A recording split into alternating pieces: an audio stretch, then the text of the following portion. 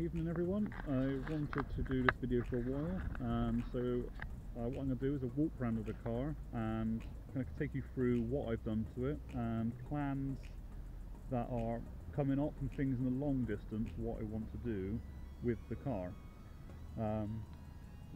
You know what it is, there's no point going through telling you that, and obviously it's something been a dream car of mine for quite a long time, and I've been very fortunate just over a year ago being able to purchase this car myself, and pretty much it was bone stock when I bought it.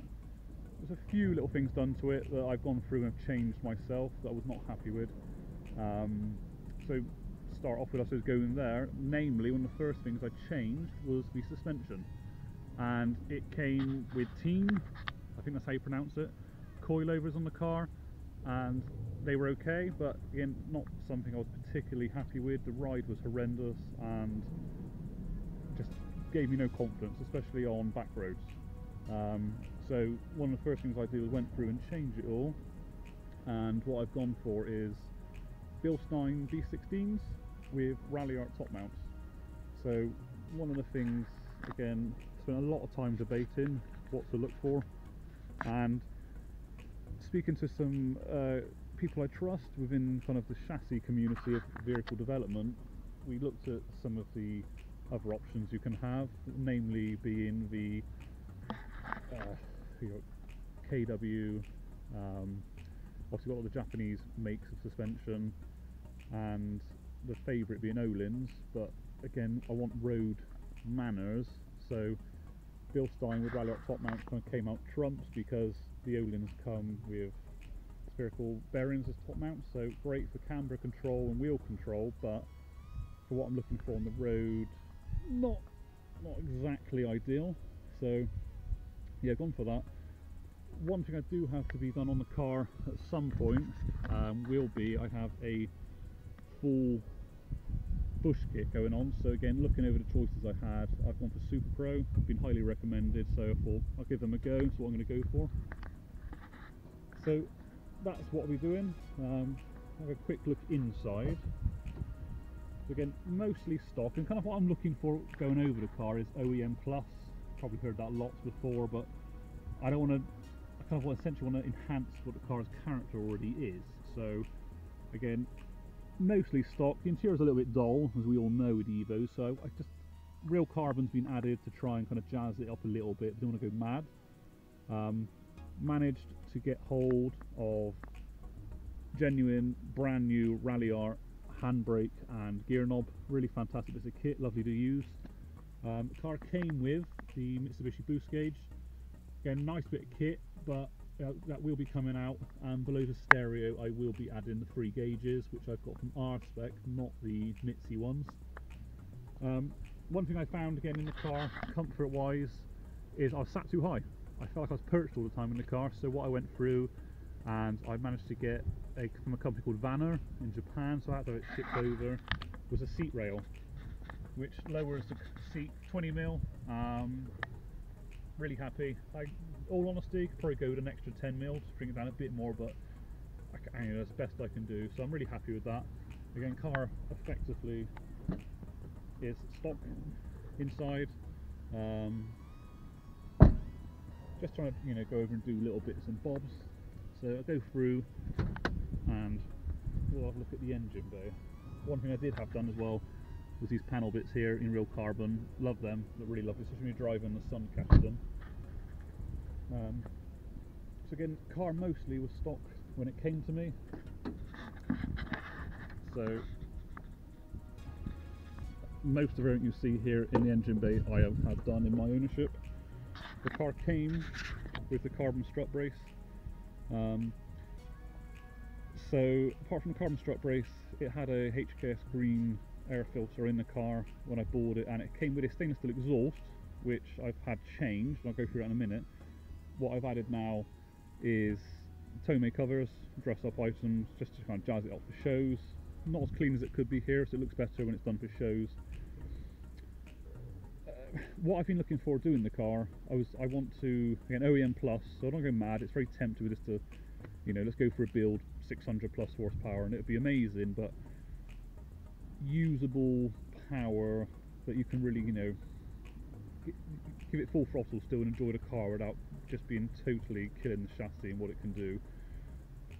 So currently the car is 400 horsepower, give away probably a little bit of plate went for. It's running a Turbotechnics S209 turbocharger, and it goes into a Turbotechnics 3-inch elbow and then into a 3-inch downpipe, and that goes through to a full 3-inch Rustfellows exhaust, which is, it does have a sports gap fitted, and you know, you can just see a little bit underneath there. There's the exhaust system, lovely piece of kit, really well made, so I'd highly recommend the Rustfellows exhaust. And it's got link ECU now with a wideband controller. So underneath the Tomei cover, I've got the cop kit. I don't think you really see that is inside there. Again, made the car a lot smoother, so definitely again recommend bring it up to date a little bit. So we've got a forged recirculate dump valve. Obviously you can see we've got an ITG hard pipe. The car is on SD, so I got rid of the MAF. Yeah, I think that's about all of it at the moment. So I did replace the intercooler with another stock Mitzi item, brand new, because the old one's looking a bit tired, so that's changed. And yeah, underneath the covers we've got here, again, rally art top mounts, nothing particularly amazing to look at, but there they are. So coming up soon, the car is off to Norris Designs, and it's having Tomei 260 pond cams fitted with the cam gears. I've also got the Injector Dynamics 1050Xs going in, so those bits are going in. We're also doing the rods whilst it's there, and Norris will obviously be mapping it. Going to be operating the clutch. I don't know what's in there now at the minute. It's holding up fine, but no idea. So I'm looking at probably fitting the later, bigger Evo 7, 8, 9 clutch, 240mm, probably XZD, if I'm saying that right, with a probably stock flywheel. So that'll be getting done from Simon, where he says to me probably around the region of about 450 horsepower when he's finished with it, and similar torque depending on what boost we run mid-range. So yeah, I'm excited about that.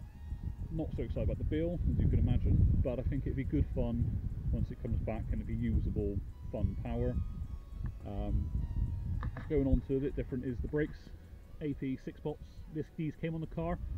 Really pleased about that, just because you know, the price of them is eye-watering. It was one of the things that I was pleased and kind of maybe chose this car over there as I was looking at. You know, it's a £3 brake kit there. I had to change brake discs. They unfortunately were absolutely knackered, so that was a big expense. So they're a little bit on the eye-watering side of things. So I try to hope they last and hold up. Don't tend to hang around on track. Got standard Brembos at the back, and I'm running EBC yellow stuff all round. I know they don't always have the highest regarded name in the kind of the communities, but I must say I've used them very hard on track on numerous cars over the years and had no issues with them, so I can't fault them at all. Again, for the future, things coming up for the car, so I've managed to get hold of an RS Sprint front lip spoiler. That will be going on, so it's going to be ISO blue on the sides, and the centre lip I've had in carbon, so I think that'll really kind of bring it up, look lovely. You can see, you know, this is a 20+-year-old car, so the paint's not in the best condition ever, but it holds up quite nicely. So again, the plans in the long run are going to be a full respray in ISO blue, just to make it look nice. This year the car will be going off to JDM Revival, Jason Edwards, and we're going to be doing the full underside of the car. It's going to be an expensive bill. We're probably going to do the chassis legs as well, because again, even if not needed, I'm thinking of future-proofing the car. I don't want this to just be something that lasts another sort of 5-10 years and it's dead. I want it to go on longer. These are such, you know, amazing machines, and they're worth the investment. You know, they are worth putting the time and money into it. So I'm really looking forward to that. So I've seen Jason's work; it's fantastic. Really is to a high standard. You know, he knows what he's doing. So yeah, I'm really looking forward to that. And a thank you to Jason. Was part of living with an old car. Just the other day I got stranded. All of a sudden a hose pipe went and the car dumped its fuel, and I got left on the side of the road. Fortunately Jason was passing, so he stopped by and he went out and got some brand new fuel hose, and we put it all over, and well, he did it for me, and can't thank him enough for that. So fantastic work. There we go, guys. So that's the car as it is. Taking it to Castle Combe, the first action day they got coming up soon, and got one track session. I'm hoping, depending what the noise is, I want to take it to Thruxton. It's one of my favourite race circuits in the UK. This car will be phenomenal around there. However, they've got incredibly strict noise limits of 90 decibels. This car, Russ Fellows and a resonated D-Cat last year at Combe was 93 decibels. I've now had the sports cat fitted, and I'm hoping we may have knocked off a little bit. I don't know. I'll find out, come Castle Combe.